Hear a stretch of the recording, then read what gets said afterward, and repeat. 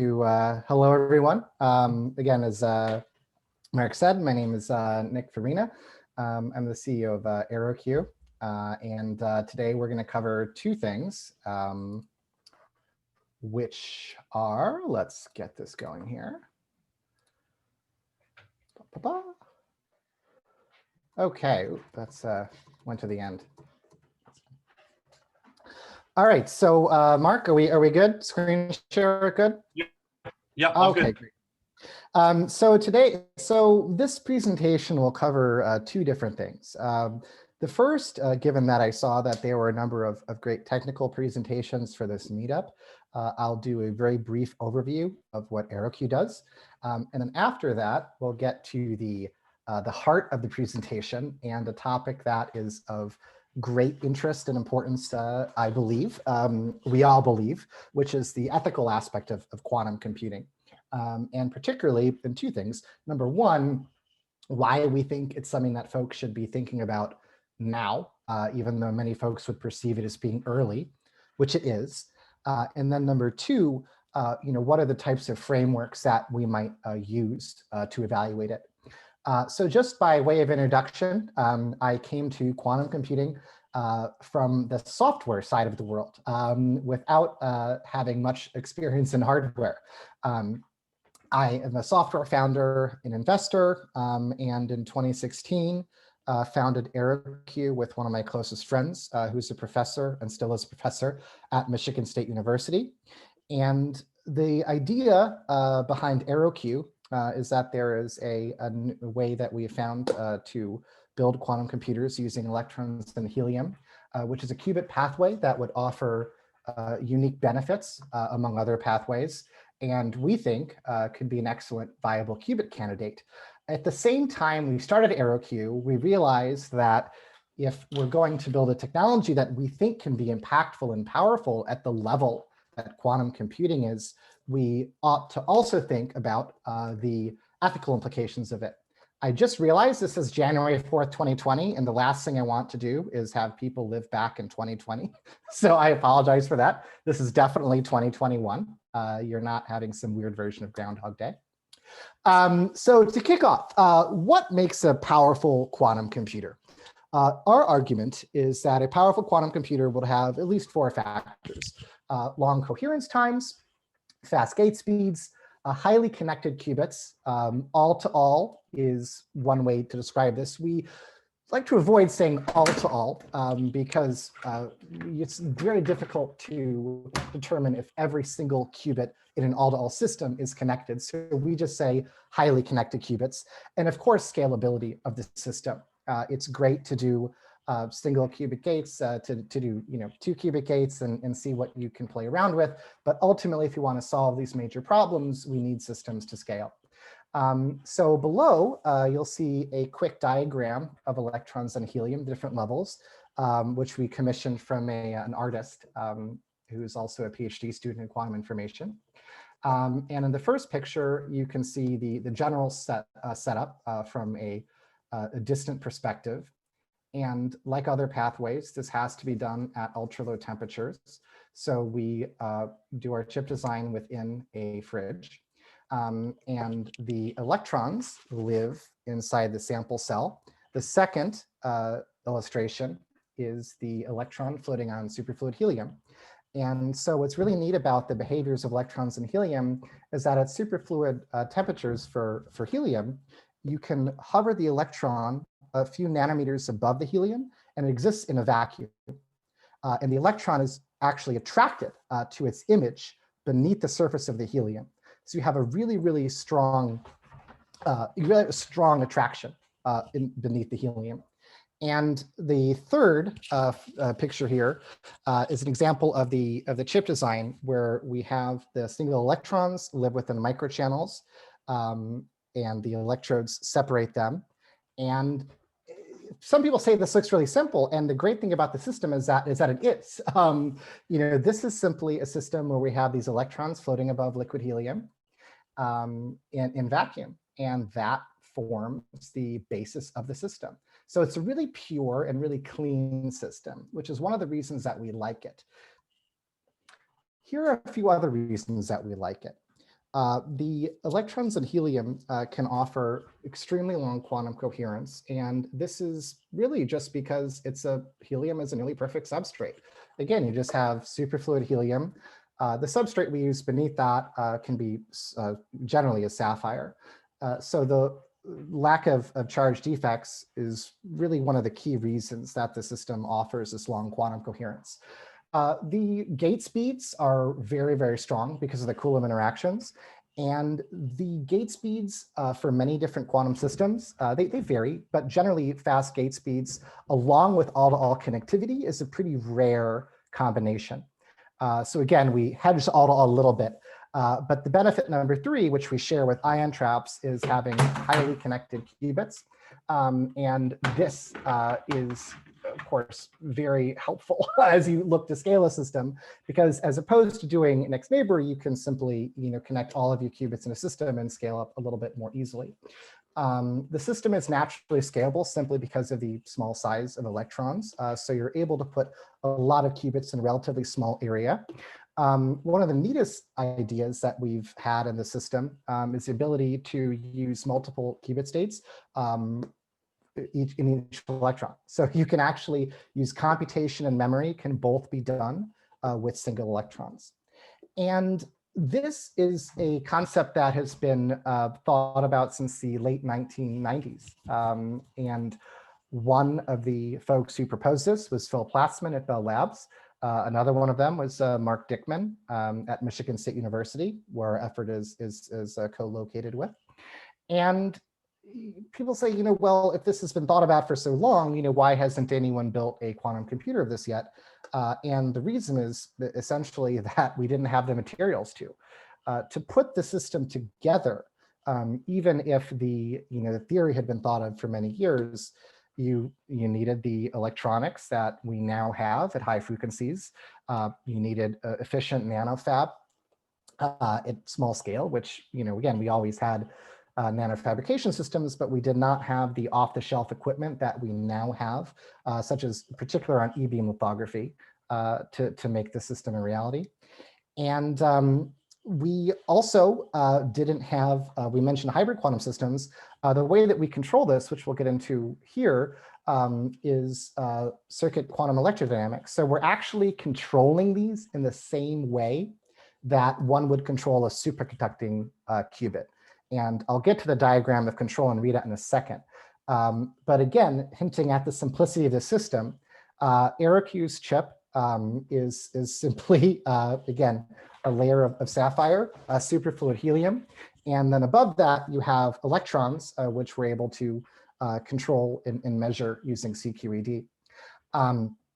Now, one of the questions that we get often is, okay, if you're able to make if you're able to create a chip that has a liquid helium substrate and you're controlling the electrons one by one, what are the qubit states that you can create with those electrons? And so the cool thing is that you can do either vertical spin or lateral motion qubit states. So you're able to manipulate these qubits using their degrees of freedom in different ways. And you can use them for different purposes.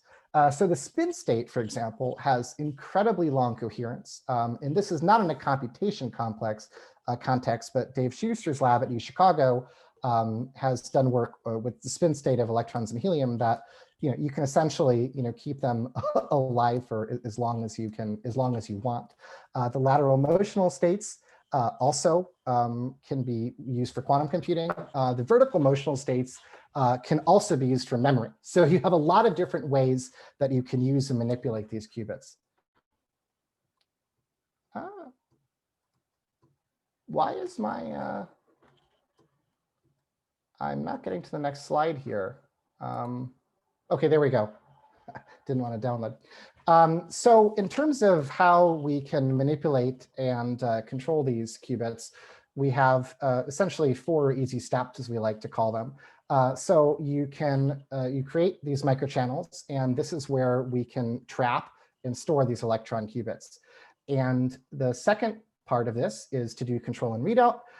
For this, we use a single electron sensor. It's actually a transistor, an RFSET. And this allows us to do the detection and readout of qubit states. For actual control of qubit operations, we use microwave pulses. And then to create these multi-qubit chips with all-to-all connectivity, use linear chains. And we've trapped around 500 electrons in a linear chain. We have not created, and this is always something we like to be clear about, no one, including us, has made a 2-qubit gate, a quality 2-qubit gate using electrons and helium. This is the goal of the company. And this is something that we have been working on for about 4.5 years now. So that will be our first major milestone after many years of R&D, with the idea being that once you create this, you're going to have a much easier pathway, potentially, for scalability and faster gate operations compared to, let's say, ion traps. All connectivity, of course, is another benefit. So you start to see how these different benefits of qubits, these qubits can allow us to get to a point of, I don't want to say leapfrogging, but certainly becoming, quickly relevant in the quantum computing race. Again, I apologize. I've been trying to wrangle my dog here, so I've been a little bit distracted. But here, that's the quick summary of what EeroQ does on the technical side. All right, so let's get to the point of this talk, the ethical point of this talk. The question that we always start out with is why we need to think about the impact of quantum computing today, as opposed to thinking about it much later. And we believe that just because it took a long time to get to where we are today in quantum computing, it's going to take a similarly long time to come up with an ethical framework to balance benefits and harm.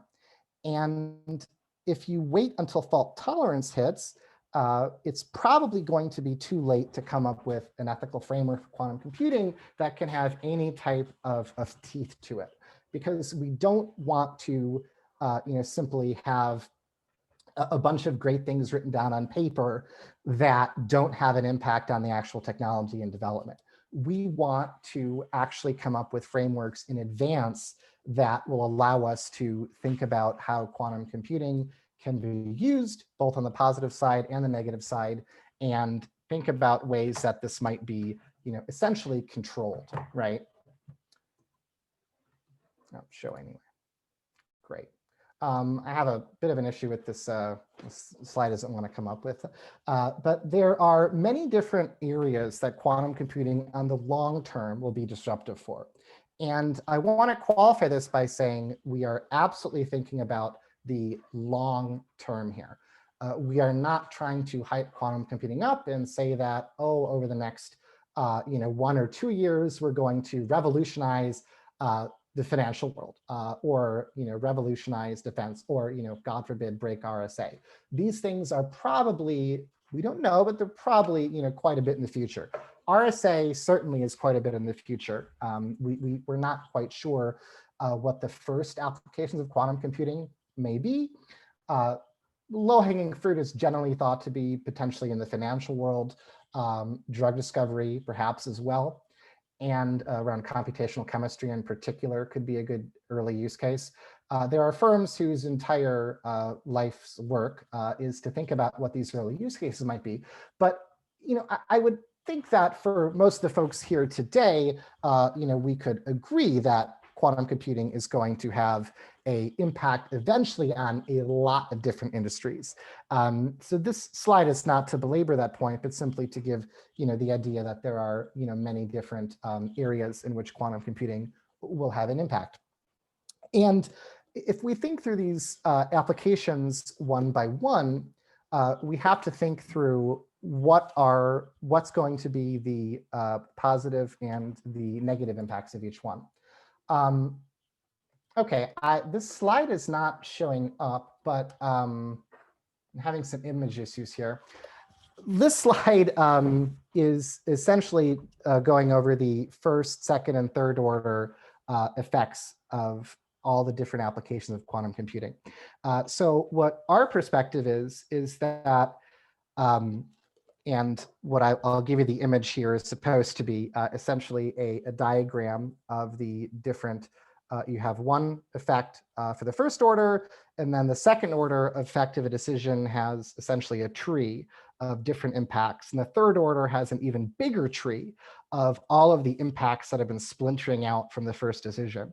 So with quantum computing, something that we believe is really, really critical that a lot of other different types of technology have not thought about is planning out all of the possible impacts of each different application, and indeed to every different decision that is made by a quantum computing company or by a lab.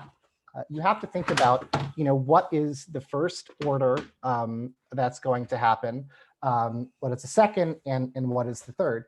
So social media is a really good example of this, right? Because with the advent of social media, we thought really well through the first effect, which is that we're going to connect the world, and that was thought about a great effect, and let's just go with that.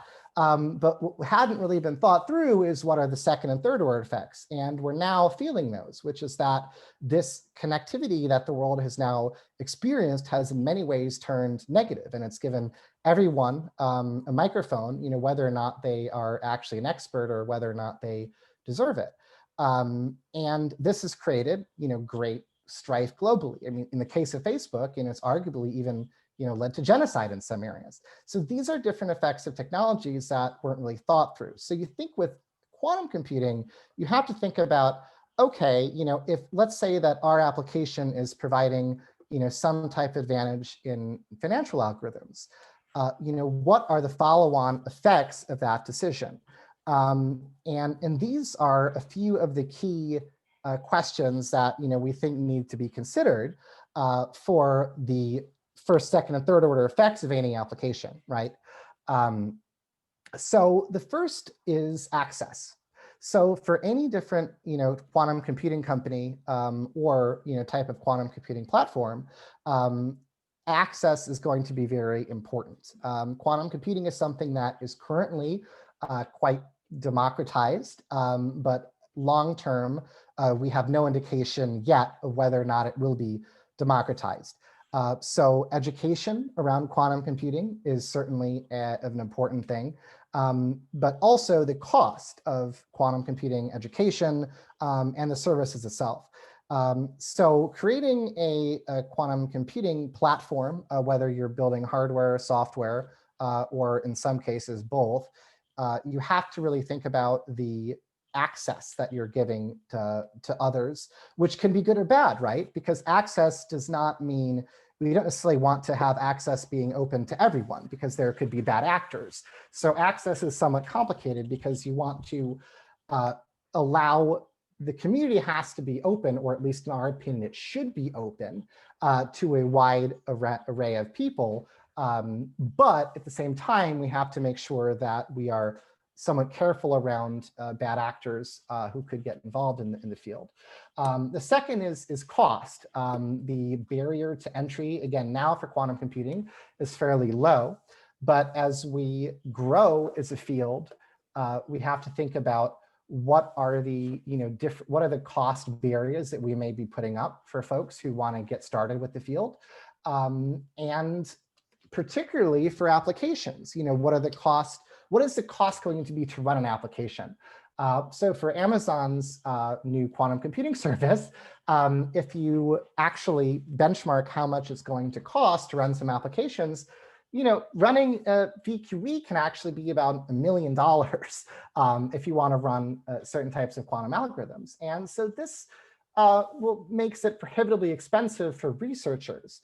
And if you think about large companies, as they increasingly take over the field, you can understand why they may want to price their systems, for the highest bidder, ourselves, that sounds like a great thing to do for a hardware company.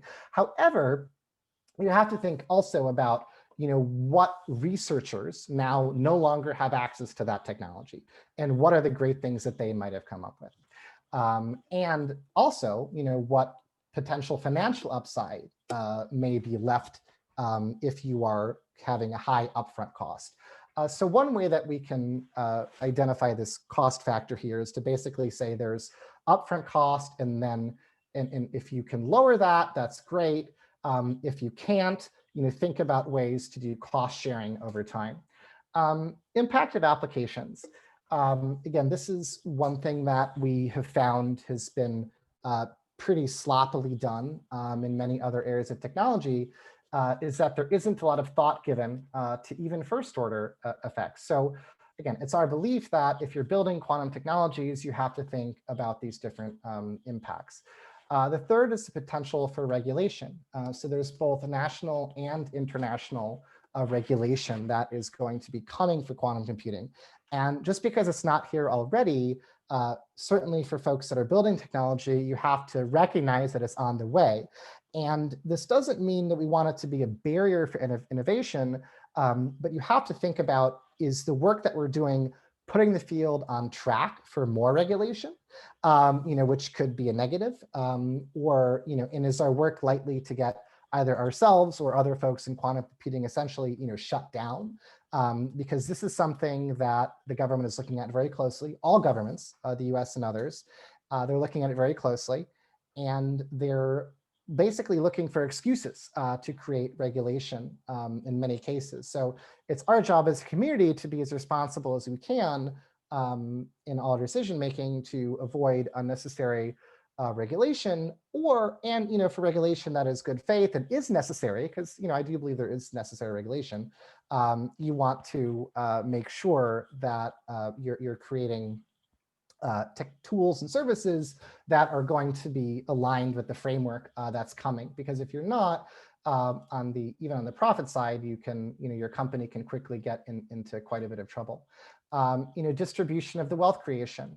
This is not to say that quantum computing has to be a socialist enterprise, but quantum computing has a unique problem, and this relates to number 5, which is job impact, which is that quantum computing is currently a very, very small field. It's a very, very difficult field, and there is a very high barrier to entry, which goes back to number 1, access, for folks to get into the field. So as a result, you could see a situation in 4 or 5 years where you have a lot of wealth that has been created in quantum computing, but on the negative side of that, you have it in the hands of a very small amount of people and corporations. So this, again, this is something that we just have to think about. And mostly the wealth creation dovetails with number 5, which is job impact. Quantum computing is not going to take over the world, like some people think it might, at least in our opinion.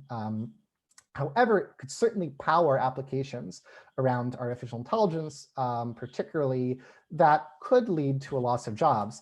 But again, more so than just quantum computing eliminating jobs, what are the, who are the people that are going to be involved in it? And how can we make this a net job creation engine? And this is going to be very difficult, again, just because of the difficulty and the barrier to entry to join the field.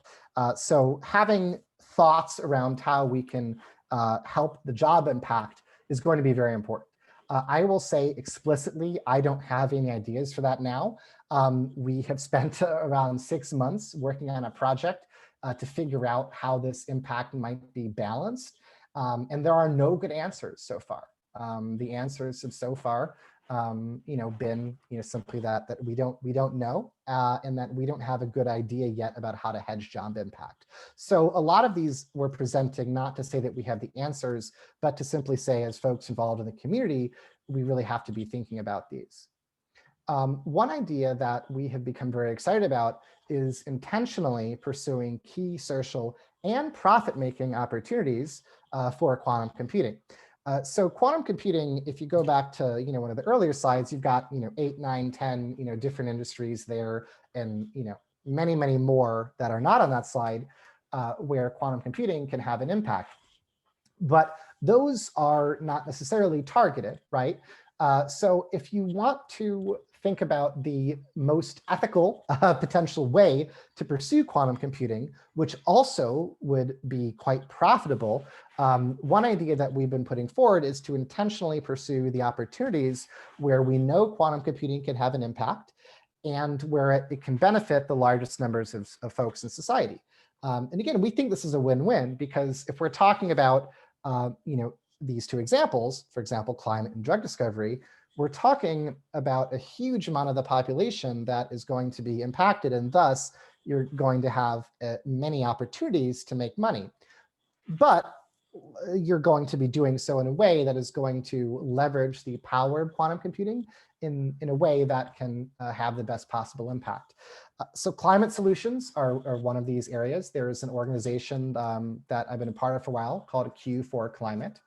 And again, going back to not knowing the answers, Q for Climate's mission is to say, we don't know exactly what the climate applications are going to be yet, but we have a good idea that quantum computing will be able to provide some benefit to climate. And this could be in material design, more efficient batteries.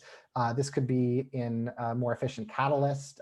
Haber process, an example that we talk about a lot, where coming up with more efficient catalysts for the Haber process could save 1 to 2% of global energy consumption. And quantum computing may be good at that.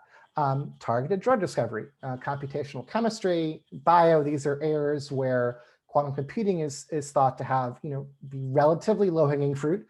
So maybe in a 5 to 10 year period, you're going to start to see some impact in these areas. So our proposal is that it doesn't say that we do this exclusively, but for every effort that we make to come up with new financial algorithms to make hedge funds money, which is all well and good, we should also be thinking about ways that we can really impact the world at the scale that quantum computing deserves. Just to tie this up a little bit on the slide, the solution that, or the pathway that you could see going forward is we have quantum computing that is targeted, essentially just towards the lowest hanging, most profitable solution problems. And this might largely be in the financial world. So if that is how the whole industry is developed, we believe you're going to be missing these really, really substantial areas that we could intentionally pursue and move forward.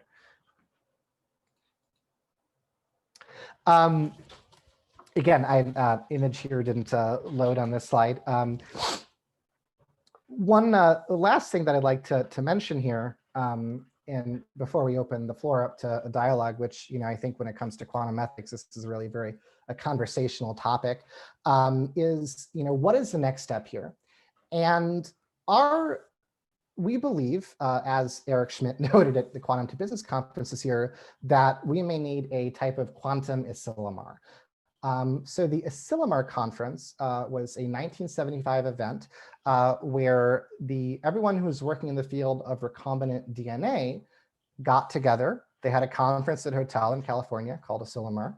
And these were practitioners. They were both scientists, lawyers, politicians. It was really quite a diverse group. And they said, here's all the positive and negative that you can do with recombinant DNA. And we are going to come up with a framework to use this technology as safely as we possibly can.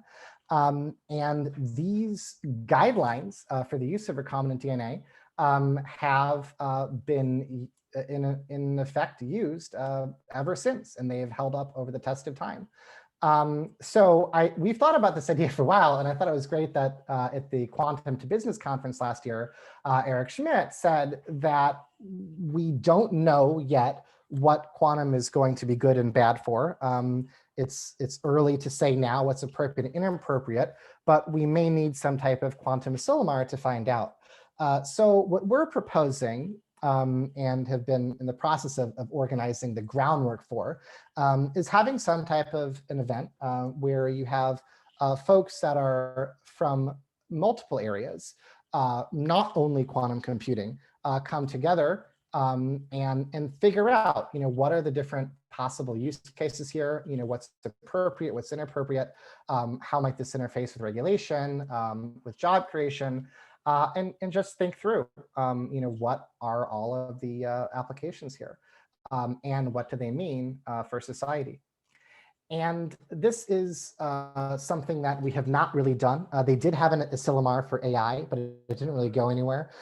So having an event like this where these guidelines can actually be enforced, or if not enforced, have taken seriously, I would say, it's not so easy. And since the Asilomar conference for recombinant DNA, humans have not had any type of conversation like this around any type of technology. That has had a lasting impact. And that really is the question, is how can we have a lasting and practical impact that isn't simply endless conversation. One last thing we'd like to say is that opening up the tent is very important here. Right now, quantum computing and quantum computing ethics is a very small and insular group of folks that are in the field. So as we think about the applications and ethics of the field, we think it's very important to grow the tent and to have more folks that are interested in the field tangentially, who are building applications, who are in any way going to interface with technology over the next 10 years. We think that now is the time to have them get involved in the field, become involved in these ethical dialogues, and begin thinking and plotting the future of quantum computing. With that, that's all I have for slides tonight, and I would be happy to take any questions.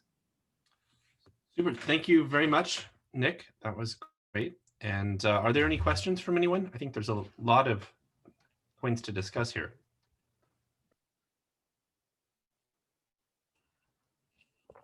Yes, there are.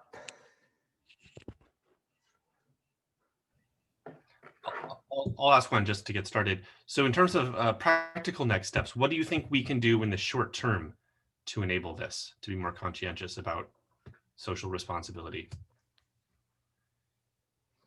That's a great question. And when you say we, do you mean the field or enthusiasts? Who do you view as the stakeholders, or is that part of the question? Yeah, that's part of the question. What can we all do with different rules? Sure. So I think for folks that are currently practitioners in the field, thinking about the impact of your work, again, those first, second, and third order effects. And again, I'm sorry that the image didn't show up, but because that usually sometimes that happens when you copy and paste images, but these we'd actually developed ourselves. If you think about the first, second, and third order impact of any application that you're developing, that is a great start, because folks that's not necessarily the current way of thinking, I would say. So just having that type of thought process, certainly for companies in the space, formalizing that. One thing that our company is a hardware company, but we've had this pretty intense ethical effort, and we're thinking about not necessarily spinning that out, but kind of spitting that out, essentially coming up with guidelines for companies to think through these different issues. Really, I think I don't want to overthink that. It really is just thinking about it now, because that is where, if we go into the next steps, or if we start thinking about, what is the true next steps here, you might get people a little bit, scared off, or, almost thinking too hard. I think at this point in time, we just need people to start thinking about this as being an important topic, and starting to forecast their work. Now, for folks that are already engaged in it and really want to think further, then I think, certainly, we would love to have conversations, with you. We're going to be releasing more. We've released one paper on the topic, which is at qcethics.org. And it's a pretty basic overview, but there's a lot more that will have to come. I think folks writing their own papers, writing about this, in dialogues with folks about this. You know, access is something I talked about in the talk. Another thing that folks can do is think about, you know, is their work accessible? And it doesn't have to be, you know, if it's not, you know, why not? You know, and, you know, should it be, you know, something that, should I be thinking about making this more accessible, or should I not be?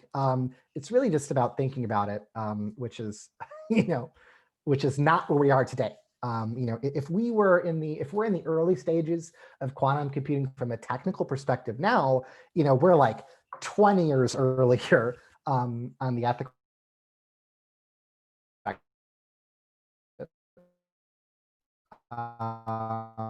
you know, so it's sort of, you know, where first, you know, logic gates with ion traps. You know, I think that's kind of where, you know, we are from the ethical perspective. So we have a lot of work to do. And just getting involved in that conversation, I think that's where the action should be now. Good, thank you. So we do have a few more questions. Can you recommend any other thinkers or practitioners engaging in the ethical and long-term planning issues? Yes, I can. So there's a few. Abe Asfaw from IBM is thinking very, very deeply about the education element of this problem. And IBM is doing, I think, a really nice job of creating an educational ecosystem around quantum computing. Abe is very passionate about he just got his doctorate, so Dr. Asfaw. But Abe he's been working at IBM leading their education for a while now, and you know, he is really the person to talk to and to engage with around the educational element of this. Our co-founder, Faye Waddleton, is someone to speak with about this. So Faye was the leader of Planned Parenthood from 1978 to 1992. And she spent her entire life in public policy, you know, for that and afterwards. And Faye is the co-founder of EeroQ, which a lot of people think is kind of weird because it's such a technical company. And she came from, you know, essentially a public health background, you know, at a high level, but still. And, you know, Faye has been the biggest supporter of us thinking about getting folks outside of the quantum computing tent involved. So what Faye has been doing, and I hope this will answer your question a little bit too, is Faye has been putting together this broader, essentially network of folks that we have been talking to about quantum computing ethics that are inside and outside the field. So what our hope is that over the next, you know, 2 to 3 years, there's going to be a bigger audience of folks talking about this topic. So Abe, Faye, the CEO of Cambridge Quantum Computing, I have to shout out, Ilias, right? Yeah, is someone to talk to on this topic, or someone to, you know, listen to on this topic, is very, very interested in the ethics of quantum computing. Ilana Wisby from Oxford Quantum Circuits is also very interested in this. Those are a few of the, you know, thinkers in the field that I would name off the top of my head. The Quantum Daily has a documentary coming out, which I think is pretty cool, about quantum computing ethics. So they're going to have, they're doing a bunch of projects this year around quantum computing ethics. I'd like to think we had a hand in getting this conversation started. But, you know, again, our goal, I mean, we're a hardware company. I mean, we don't make money from this. So our goal is just to get the conversation started, which this year it seems like it will be. We have a large list of folks that are thinking about, that have thought about this tangentially, that if you email me, nick@eeroq.com, I'm happy to send you this broader list that goes outside of quantum computing. But yeah, those are a few of the folks that I would put on that list. And I saw another question too. Yeah. I don't know if you want to read them out. Are there any recommendations where to find use cases where the technology is being applied and expected future use cases?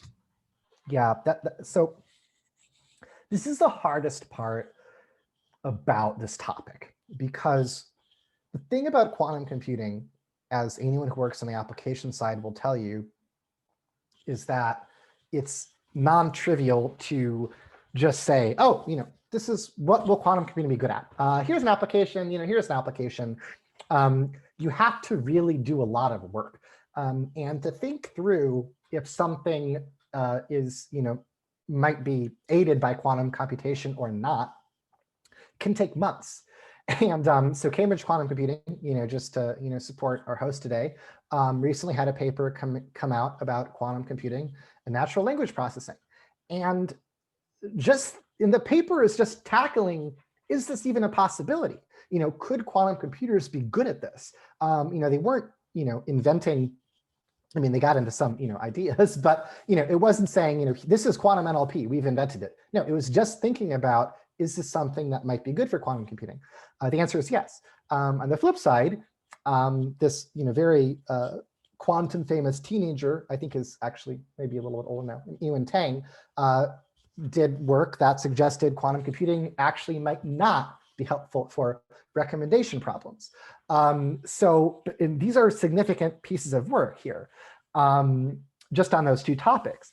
So the answer is we don't really know yet, right? I mean, we have a sense of what quantum will be good at and what it might not be good at. What it'll be good at, materials design, comp chem, financial algorithms, derivatives pricing. I mean, we have all these ideas, but we don't really have a master list of here are all of the applications.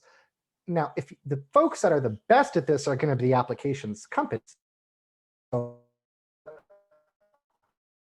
1 qubit QC where do more things, CQC as well. There's a bunch of companies out there that are looking at quantum computing applications, but I think to the point of how hard it is, I mean, that is their full-time focus. In some cases, that's actually proprietary. I mean, that's their advantage, is knowing what an application might or may not be. So I'm certain that there are applications out there that are just under wraps that I don't know about because I'm not privy to that particular business engagement. So you have large companies are hiring these quantum applications companies to do these very in-depth exploration projects, right? And all of that work is just to figure out applications. So that being said, if you're looking for a general sense of what are possible applications of quantum computing, the Boston Consulting Group has done some really nice work that is pretty accessible about what industries and applications quantum computing may have.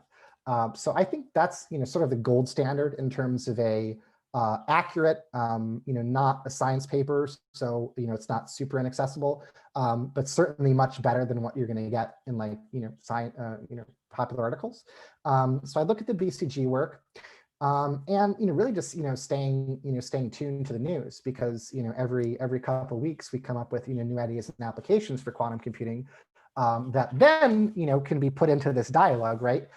So if you're staying on top of the applications and you see what's coming out and you're seeing what we're discovering, thinking about the maximizing benefit, minimizing harm for all of these new discoveries, I think is really important too. So I hate that sounded kind of like a cop-out, but the short answer is BCG. The long answer is that it's a really hard problem to solve. And we're going to be, unfortunately, probably reactive, not proactive about this because, we're going to have ideas and applications that are going to come out and it would be almost impossible, despite my yearning for quantum Asilomar to solve all these problems. With the Asilomar conference recombinant DNA, like it's a much small. You can do a lot with it, but it's a much smaller subset of application, right? You can only do so much with it. With quantum computing, it's much broader. So yeah, that's where I would go today. But this is the application question is a really significant one. And that's actually, I think, one of the biggest problems is that you can't simply say, here are the applications of quantum computing and, these are good and these are bad. And then let me add too, I mean, not to be too long-winded here, which I already am, but, it's not black and white, right? So in many cases, you can't say this is, a good application or a bad application. Or you might have something that's in the middle. So let's say that, we come up with medical advances that could, like the work that, Neuralink is working on, right? I mean, you could have medical advances that are ethical or unethical, and, that's a gray area. And quantum computing is not going to be, creating brain implants, but it's going to be creating a lot of the raw materials and raw math that's going to go into these, and analysis is going to go into these products. So then you also have to think about, what is not a quantum computing application, but what's quantum computing enabled. So then you have another layer that you have to dig into when you think about what these applications are. This is a really, really tricky, really tricky area. Good. Are there any other questions for Nick? What's your guess on the next level of quantum in the next X years? Interesting talk in ethics and enablement. I want to make sure I understand the question. Do you just does this mean, sort of where is quantum computing going to be, like where will it be in the next 3 to 5 years? Is that where we're going with this? Correct. That's bundled into that question. There's a lot in that question. You're right. Yeah. It's underlying with ethics as enfolded through the whole thing too. And yeah, that's the difficult part. Yes, absolutely. No, totally. I mean, that's the question. Well, one of many questions. So let's see. I mean, over the next 3 to 5 years. So here's the thing about quantum computing, and I never ever say this in sales pitches. Well, we don't really sell stuff, right? Because we don't have anything that works. Nor does most people. But but I don't say this to hype up the field because I don't want to be a hype person. But a lot of this has been going faster than people thought. So I don't know where it's going to go. Anyone who tells you that they know where it's going to go is definitely lying to you, because it's just impossible to predict one way or the other. But I've been in this field for 5 years now, and most predictions I have seen have been wrong, on both sides. There are people that have been overly optimistic, saying that, we're going to have, true quantum advantage. I mean, not the quantum supremacy, which is sort of a toy, but, we're going to have actual demonstrable quantum advantage. People thought that we would have that already. We don't. There are people that thought we would never get to a demonstration of quantum supremacy. Well, we did.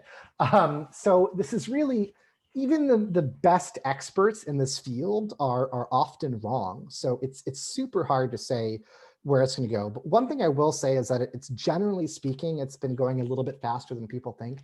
And the reason I think for this is that a lot of innovation in quantum computing cuts across different architectures and different companies and different efforts, right? So, let's say that circuit quantum electrodynamics is a really good example of this, right? So this was created around superconducting circuits, which is not what we do. However, when I talked about how electrons and helium, has been thought about since the 90s, it wasn't able to be brought to reality until more recently. Part of this is that, CQED did not exist in the late 90s. And it turns out that it's a really great way to do control and readout for this particular qubit. So that's an innovation that really sprung forward a totally separate effort, right? Than what it was like, quote unquote, meant for. So you're starting to see this happen all over the field. And you have these, error correction is one good example too. I mean, there are a lot of error correction schemes that can apply, theoretically, to different types of qubit architectures. So all of this work that people are doing, everyone's working very hard to advance their own cause, but a lot of it is kind of lifting the whole field up with it. And as a result, you're starting to see if it happen, in some ways faster than people thought. So that's part of the concern here, is that we don't know where quantum will be in 3 to 5 years, quantum computing. And if it's further along than we expect, we're going to have some really serious ethical problems on our hands. If we haven't come up with any type of quantum advantage within 5 years, then yes, we have plenty of time to think it through. But there is I don't want to give a percentage, but I'll give a percentage. Maybe there's a 20% chance, right, that quantum computing develops more rapidly than anyone is expecting. And, there's a 20% chance it doesn't develop at all. Well, maybe not that. It develops more slowly, right? So if you think about that 20%, I mean, that's a significant, percentage there. And we're really not prepared for that, ethically speaking, because I think once you get to quantum advantage, which, I mean, don't quote me on this, but I'll just put out 3 years, right? So let's say that within 3 years, we have some type of actual computational advantage that a quantum computer can beat a classical supercomputer on. That is, that starts this whole ethical clock ticking, right? Mm-hmm. And so yeah, I think that in 3 years, we're going to start to have real applications of quantum computing. And I think in 10 years, that's where this gets really dicey. Because 10 years, I am pretty confident that in 10 years, we're going to have a number of different viable qubits and a number of different powerful quantum computers. And we're going to have much more efficient algorithms than we have today that are going to essentially, the folks at Zapata had a good video where they described their algorithm efforts as trying to squeeze as much juice out of an orange. Right. So it's great as a hardware company because all these people are coming up with algorithms that allow you to, do more with less. So this convergence, right, of much more sophisticated, much more efficient algorithms, advances in error correction that's potentially universally applicable, not to mention the progress that every hardware company is making. And of course, people like us, like new and better qubits, right? Because a lot of the road mapping that we're making for qubits is saying, here's how we can scale and grow what's already working. But you have electrons and helium. You have Microsoft's topological approach. You have silicon photonics are up and coming as well. So I think on a 10-year spectrum, let's say 5 to 10 years to your question, that is where we're going to start to see a lot of applications for quantum computing that we haven't even thought about. And that's going to be where the magic happens, but also the ethical quandaries are going to happen. So I think this is like a 5 to 10 year area that we're going to see a lot of this come to fruition. Does that answer your question? Extremely well, and you folded in the other aspects of it. We're really hitting singularity on a lot of different fronts, and because we're doing that all at the same time, even the error correction, for example, is helping conventional computers extremely fast also. And okay, if you don't need error correction because you have very stable qubits, then it just saves that effort. It's part of the trade-off. Likewise, if you look at some of the history and look at what's been done in the past with the way that you're using it, there's actually a lot of centuries or millennia of history there, if you really look deep. But we're looking at it from a scientific standpoint, which is different. And also, you're one of the few people going in it with eyes wide open, knowing that we're entering a new domain, new realm, which I think is fascinating. I think all of us on the call are interested in this and maybe and impressed also that we're looking at the ethics of something before we make it. Because I don't think they did that with DDT. I don't think they did that with other things. And there are very likely very wide consequences from this beyond cryptography, let's say. There's a lot of consequences, I feel. And you're bringing up the other non-compute areas too, where it's really about stable qubits and how you query them. And that's much more of a sensor or other systems. So I greatly appreciate the comment on this and kind of the way that you're approaching it also. It's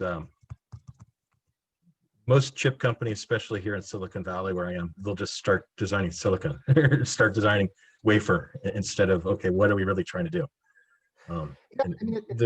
There may be benefits there. It's to me, people always are like, how did this come out? Why did you start approaching it this way?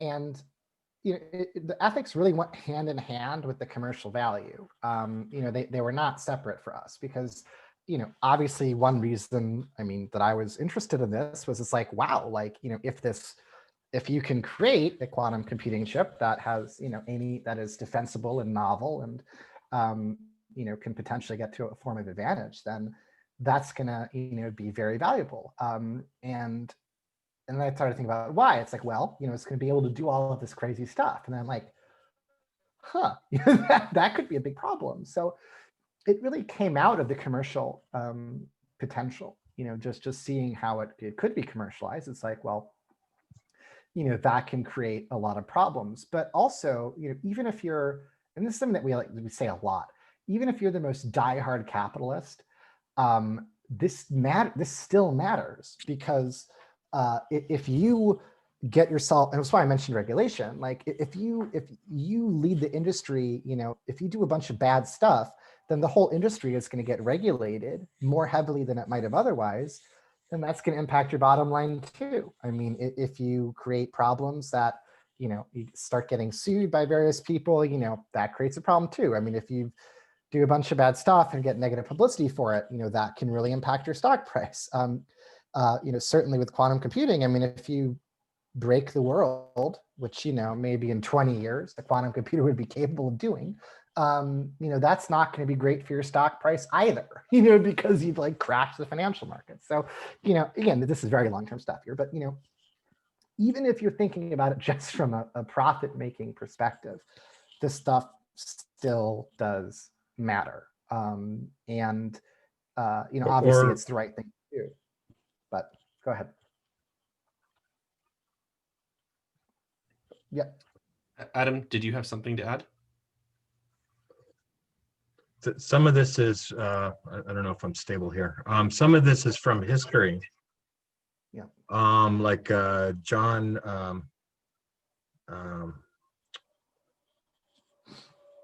Beautiful Mind, and John Nash and his theory on gameplay and how everyone could win through gameplay directly applies to this quantum space.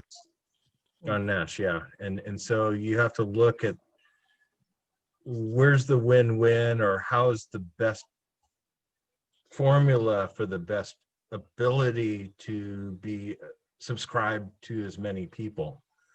And I'll appreciate this a lot, Mark. Thanks for setting up these meetups, because they are that way. I appreciate it. Thank you. That's very nice.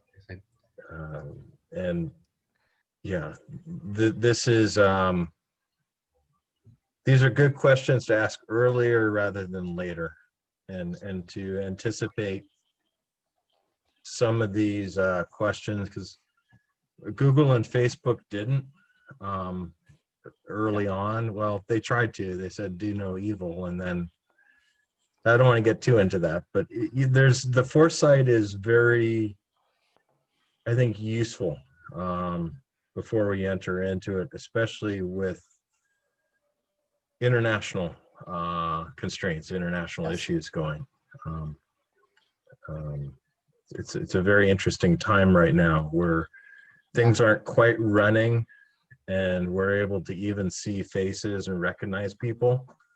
It won't be that way in 3 years. It's going to be chaos in awesome ways. Adam, I appreciate this, Bliss. Thank you. Sure. I just want to make one comment. Since you mentioned the historic context, a fantastic book about this is The Making of the Atomic Bomb by Richard Rhodes. And it talks a lot about the relationship between needing to do some other things. And yeah, go ahead. Yeah, I was just recommending the Making of the Atomic Bomb by Richard Rhodes. So I think if there are no other questions, that's a good place to end. Nick, thank you again so much. That was fantastic. Thank And- you. I'm sorry for some of the technical slide issues and the dog distraction, but I hope that all the points got across. And That's yeah, all I mean, right. just to conclude, I mean, it's I think you're right to identify these as questions, because these are where this is just a period of questioning, and we have to ask the questions, and no one has the answers yet, and we might not for a while, but we still have to do the work. So that's my perspective on it. Super. Thank you all again. Thank you, Mark. Thank you for inviting see you me. all in I'm 2 so weeks. happy to. Yeah, thank you again. Sure thing. Bye.